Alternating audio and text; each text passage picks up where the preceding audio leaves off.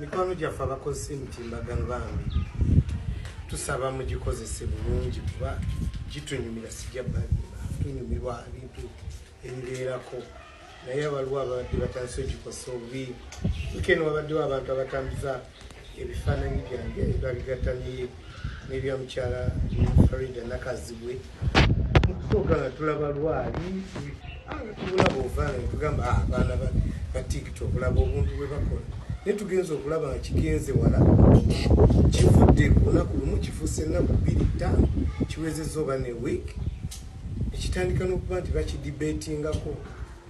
nedda bannange muleme kusaaga kibeeko wekikoma kubanga mwogera ku muntu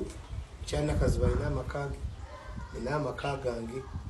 nti bwe kisukka mu lwali wabaddewo n'abantu batandise kifuula nti nsonga batukubira amasimu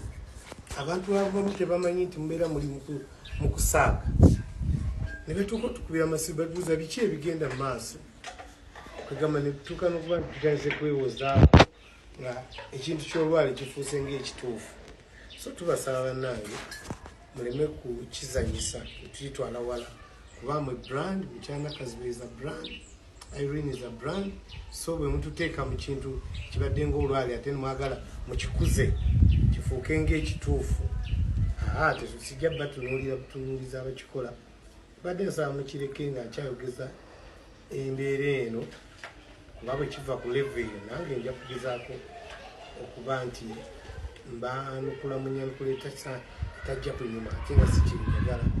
nasaba mukireke ne ku bantu abantu tembayiizaako bu content obubwe butyo